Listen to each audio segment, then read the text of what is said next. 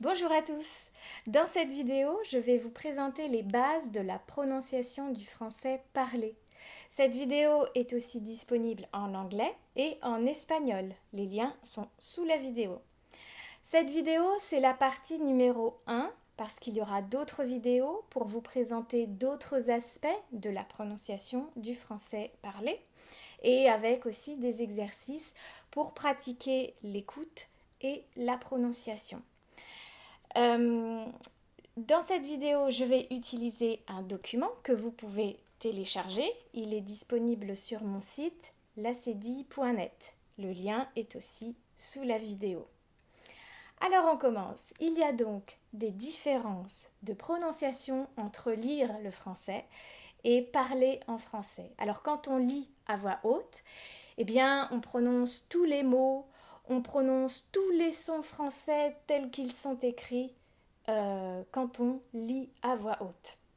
C'est le type de français que je suis en train d'utiliser là maintenant et c'est le type de français que vous pouvez entendre dans le journal télé par exemple ou dans une conférence.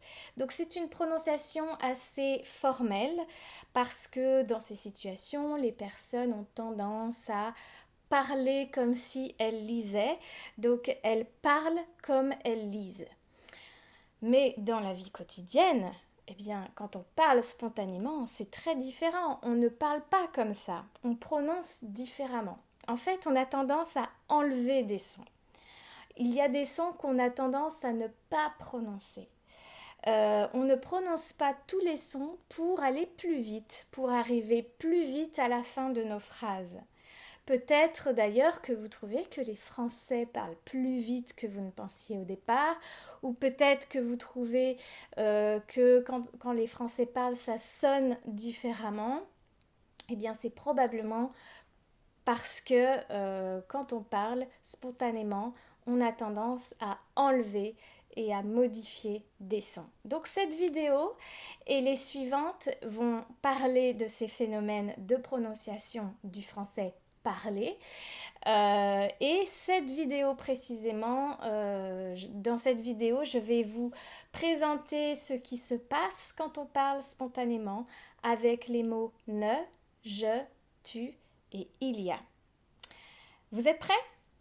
Alors c'est parti.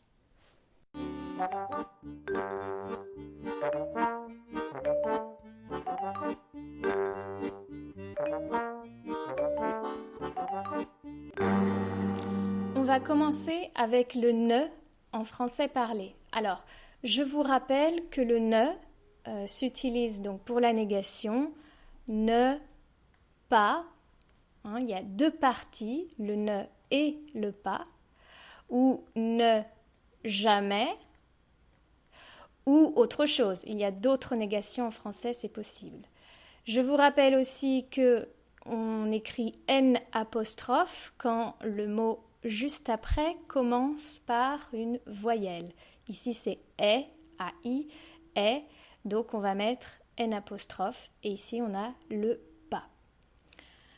Alors maintenant je vais lire les phrases. Je ne regarde pas la télé. Je ne regarde jamais la télé. Je n'aime pas ce film. Donc ça, c'est quand on lit. Mais si je parle spontanément, deux choses peuvent arriver. La première chose n'est pas très courante, mais je vais quand même vous la présenter. Et la deuxième chose, c'est ce qui se passe presque tout le temps. Donc la première chose, eh bien, c'est qu'on ne va pas prononcer le E. Donc ici et là. Donc pour la première phrase, on va dire « Je ne regarde pas la télé ». Et tout ensemble, « Je ne regarde pas la télé ». Je ne regarde jamais la télé. Donc c'est possible, mais c'est encore assez formel. Ça ressemble beaucoup à la façon d'écrire, donc on ne l'utilise pas beaucoup. Par contre, on utilise beaucoup la deuxième chose, c'est-à-dire qu'on va enlever le ne. Voilà, on enlève le mot en entier, le ne ou le N apostrophe. On enlève le ne ou le N apostrophe. Donc dans la phrase, il reste uniquement le pas. C'est le pas qui montre que c'est une phrase négative, ou le jamais, ou autre chose quand c'est autre chose. Donc le ne ou le n apostrophe disparaît. Par exemple, la première phrase, au lieu de dire je ne regarde pas la télé, je vais dire je regarde pas la télé. Je regarde pas la télé. Au lieu de dire je ne regarde jamais la télé, je regarde jamais la télé. Je regarde jamais la télé. Au lieu de dire je n'aime pas ce film, j'aime pas ce film. J'aime pas ce film. Voilà, donc le ne en français parlé, eh bien, qu'est-ce qui se passe? On enlève le ne ou n apostrophe. Maintenant, on va regarder le je en français parlé. Alors, par exemple, ici, je rentre. Eh bien, si je parle spontanément, je vais dire je rentre. J'enlève le e. Je rentre. Donc, c'est ça la règle. En fait, en français parlé, on ne prononce pas le e. Donc, ici, je dois, on va dire je dois. Je dois. Je mange. Je mange. Je mange. Donc vous voyez ici, le je se transforme en j, le son j.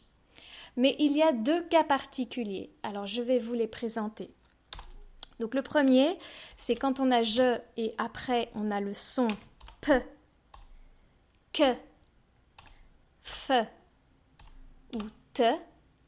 Et ici, je parle de son, pas de lettres. Donc, peu importe comment ça s'écrit, si le son c'est p, que, f ou te, eh bien le je se transforme en ch. Et ensuite, on conserve le p, que, f et te. Alors, pourquoi le je ne se transforme pas en j? Eh bien, parce que prononcer, en fait, ce sont des raisons phonétiques de prononciation. Prononcer le j et après directement le p ou que ou f ou te, c'est très difficile. Donc, pour simplifier, on prononce ch et juste après le p, que, f, te. Par exemple, ici, on a le mot, on a je pense. Donc, si j'enlève le e, ça donne je pense. Je pense. Ici, je connais, j'enlève le e, on a le son que, donc ça va être je connais.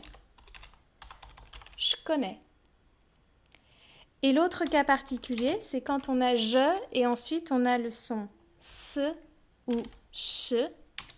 Eh bien, tout ça se transforme en ch. Par exemple, je cherche. Si j'enlève le e, je vais dire cherche. Cherche. En insistant un petit peu sur le ch, parce que le ch ici, on a deux ch, celui-ci et le je qui s'est transformé. Donc cherche, cherche. Par exemple, je cherche mes clés, cherche mes clés. Ici, je suis, bon alors vous le savez peut-être, hein, je suis se transforme en je suis. Je suis. C'est très important de savoir ça parce qu'on l'utilise énormément. Par exemple, je suis française, eh bien moi je vais dire je suis française. Je suis française. Je sais, sais. Sais. Je sors, sors. Sors. Oups, pardon, j'ai mis deux fois. Voilà, donc la règle, c'est qu'on ne prononce pas le E de je. Donc le je se transforme en j, sauf quelques cas particuliers pour des raisons phonétiques. Ensuite, nous avons le tu en français parlé. Alors je vais lire les phrases. Tu aimes ce film? Tu as des enfants? Tu as fini? Tu es fatigué? Tu es arrivé? Et je vais laisser pour l'instant la dernière. Alors si je parle, je ne vais pas dire tu aimes ce film. Je vais dire t'aimes ce film? Donc je ne prononce pas le U. T'aimes ce film? Pareil ici, tu as des enfants, j'enlève le U. T'as des enfants?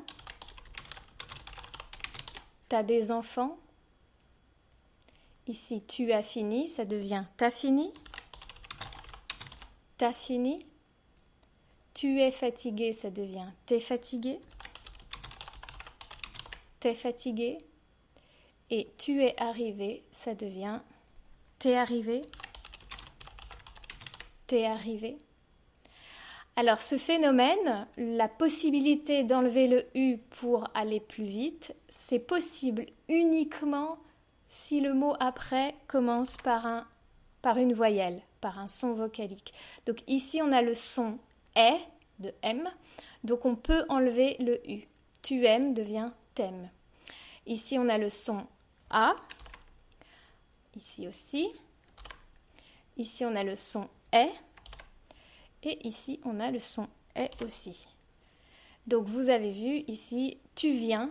Le viens commence par une consonne, v. Donc, je dois garder le U. On va dire tu viens. Je ne peux pas l'enlever.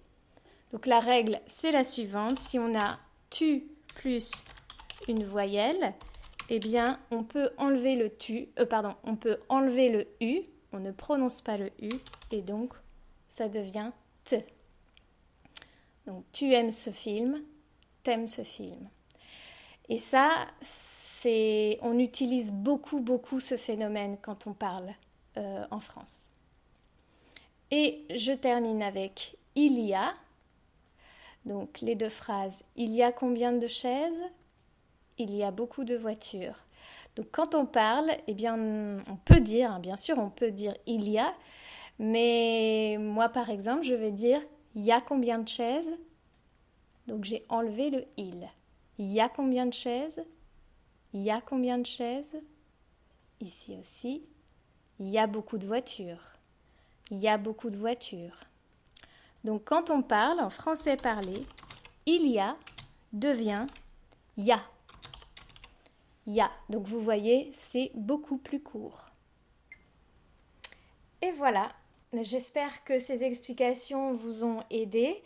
Je vous rappelle que vous pouvez télécharger le document que vous avez vu pendant cette vidéo. Donc, c'est dans le lien sous la vidéo. Vous pouvez aussi suivre ma page Facebook ou vous abonner à cette chaîne YouTube si vous voulez recevoir les notifications des prochaines vidéos. Et aussi, j'aimerais beaucoup lire vos expériences personnelles avec la prononciation du français parlé. Donc, n'hésitez pas à commenter. Ce serait très intéressant pour moi et pour d'autres personnes. Ce serait très intéressant de vous lire. Voilà, merci beaucoup d'avoir regardé cette vidéo. Je vous dis à très vite pour la partie numéro 2. Et donc, à bientôt!